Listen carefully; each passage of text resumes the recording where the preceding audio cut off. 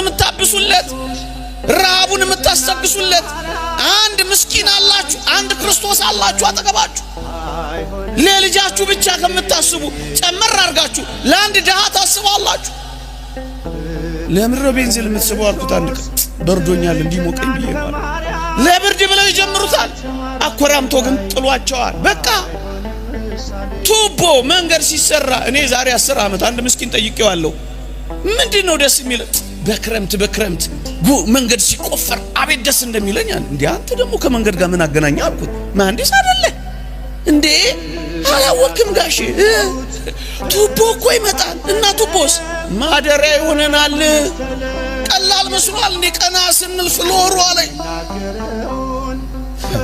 ከላይ ዶፍ ከስር ጎርፍ እየወረደበት ነው ለካሚ ሞተው ቱቦ ሲቀመጥ ግን ትንሽ ቀን እናገኛለን ክረምቱን እናልፋለን አለ አንተ ግን ብዙ ሰርቪስ ቤት ድር ያደራው አለ ረግፍ ነው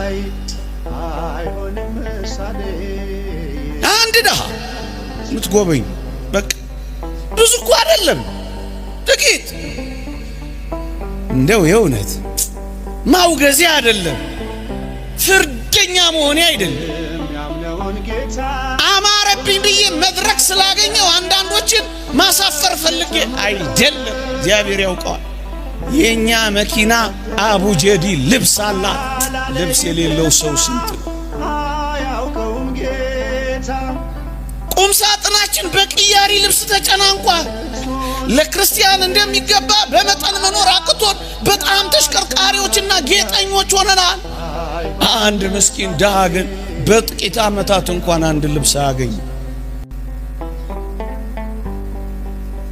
ምናልባትም ዕቃ ሳይጠፋ ልብሳችንን ዕቃ ጠፍቶ ቢሆን እንኳን እሺ ዕቃ ሳይጠፋ እንኳን ልዋጭ ለመቀየር ያስቀመጥናቸው ስንት ናቸው ወንጌሉን ቢዘራ መስጠት አልሆንልን አለ መያዝ ብቻ ሆነ መቅደሱ ተረስቷል ደሃው ፀሐይና ብርድ ይፈራረቅበታል እኛ ሞዴል ይፈራረቅ ብራንድ ይፈራረቅ ሰው ብርድ ልብስ አጥቷል እኛ በብራንድ ተጨናንቀናል ደሃው አልተረሳም መቅደሱ አልተረሳም ምስኪኑ አልተተወም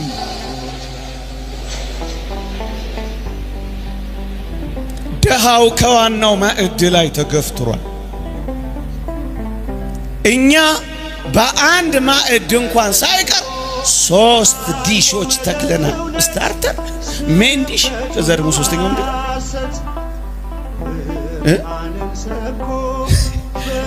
ስታርተር ይባላል የሆነ ነገር ይባላል ከዛስ ሜን ዲሽ ይመጣል ከዛስ ዴዘርት ይባላል ዲዛስተር ነው ዴዘርት ነው 3 ቀን አይበላ እኛ በአንድ ዲሽ 3 ምግብ አትብሉ ያልኩ እኮ አይደለም ምን አለ አንዱ ለዳው ተሰጡት እኮ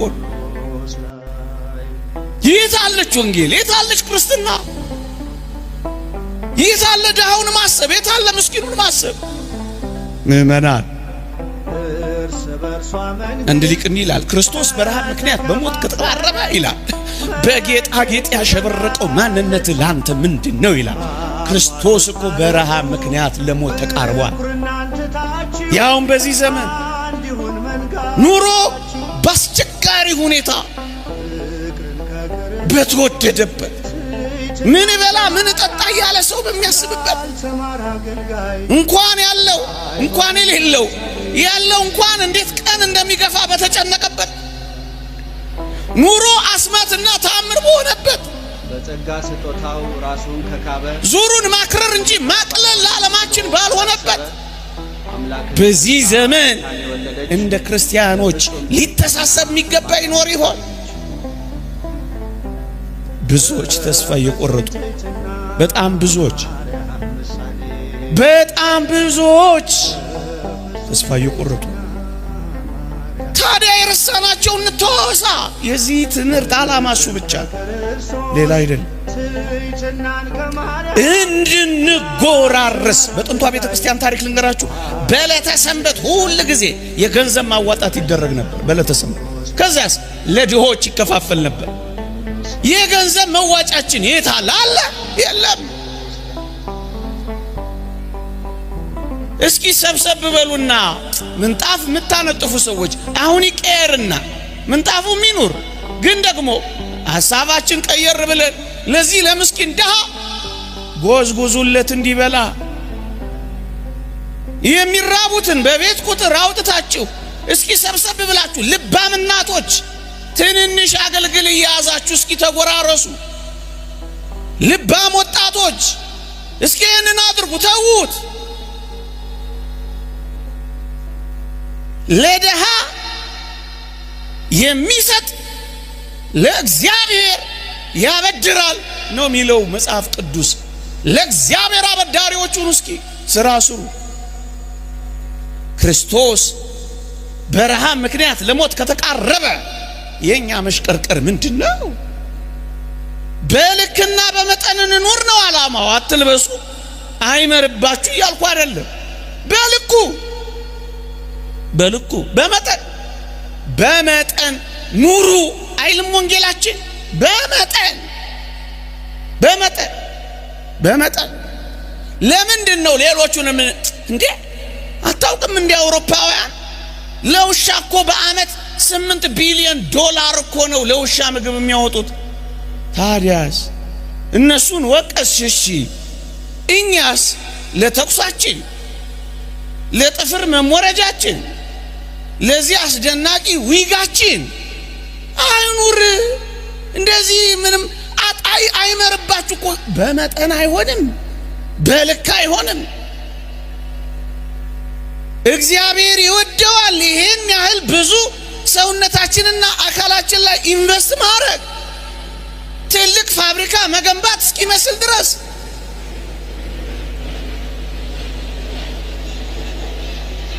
የእግዚአብሔር ቃል እንዲህ ይላል፣ እግዚአብሔርን እንፈራለን ለሚሉ ሴቶች እንደሚገባ መልካም በማድረግ እንጂ በሹሩባና በወርቅ ወይም በእንቁ ወይም ዋጋው እጅግ በከበረ ልብስ አይሸለሙ ይላል እግዚአብሔር ቃል። አመት አንድ ቀን ጥጋበኞች መፍጠር አይደለም፣ ሰካራም መፍጠር አይደለም መሆን ያለበት። በር የተዘጋባቸውን እፍኝ ጥሬ ኩባያ ውሃ የሌላቸውን እነዛ የሚያገላብጥ ያጡትን ቅድስት መሆን ከፈለግሽ ይሄንን ስሪ። ጽም ብለሽ እውቅና አገኘሽ አልገኘ የለም፣ ሰው አወቀ አላወቀ የለም፣ ተጨበጨበላ አልተጨበጨ አይመለከትም። ክርስቶስን ነው የምታስተናግደው። የእግዚአብሔር ቃል እንዲህ ይላል፣ ልጆችን በመልካም ማስተዳደር፣ እንግዶችን መቀበል፣ የቅዱሳንን እግር ማጠብ፣ በትሩፋት ታጌጡ ዘንድ እወዳለሁ። ትሩፋት እስካልከኝ ምንድነው? ይሄው አትርሳው። ያን መቅደስ ሲፈርስ ዝም አትበለው። ይሄ መቅደስ ሲፈርስ እንደምትረባረብበት ያ መቅደስ እየፈረሰ ነው። ድረስለት፣ ሩጥለት፣ ገስግስለት። አትርሳው። ያውም እንዲህ ባለ ከባድ ዘመን። እንደውም ሲራክ ምንድነው የሚለው? ምዕራፍ 11 ቁጥር 4 ላይ በልብስ ጌጥ አትታበይ፣ በከበርክበት ወራት ራስን አታኩራ ይላል። በልብስ ጌጥ መታበይ አይደለም። ይልቅስ ቅዱሳንን በማገዝ ሕፃናት እነዚያን ምስኪኖች ድሆችን በመንከባከብህ። እንዴ የአዲስ አበባን ብቻ አይደለም የኢትዮጵያውያንን ሸክም ሁሉ የተሸከመ አንድ ሰው አታውቁም? ሁሉ ጊዜ ሳስበው ስለሚመስጠኝ ነው። አታውቁም? አንድ ሰው ዓለም እንደ ጠራጊ ጉድፍ ተጠቅማ የጣለቻቸውን ሰዎች ሁሉ የሚሰበስብ አንድ ሰው አታውቁም? ቱቦ የተጣሉትን ሰዎች የሚሰበስብ ቤተሰብ የታከተውን የሚሸከም አንድ ሰው አታውቁም? አታውቁም? ይሄ በነፍስ ወከፍ ይሰራ አገር ባዳነ ነበር ወገኖች። የአገርን ዋጋ የተሸከመ አንድ ሰው አይታያችሁ እንዴ? ባይቀረጽ ደስ ይለኝ ነበር። ይሄ መቆም አይችልም፣ ብዙዎችን ግን ያቆማል። አይቻል። መቀመጥ አይችልም፣ ብዙዎችን ግን ከወደቁበት አንስቷል። መብላት አይችልም፣ ብዙዎችን ግን ረሃባቸውን አጥግቧል። ወንጌል ይላል ይሄ ነው። በቃ እየቀለጠ የሚያበራ ወንጌል ይላል ይሄ ነው።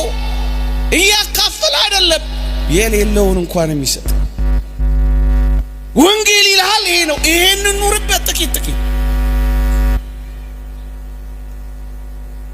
ሊለምኑን አይገባም።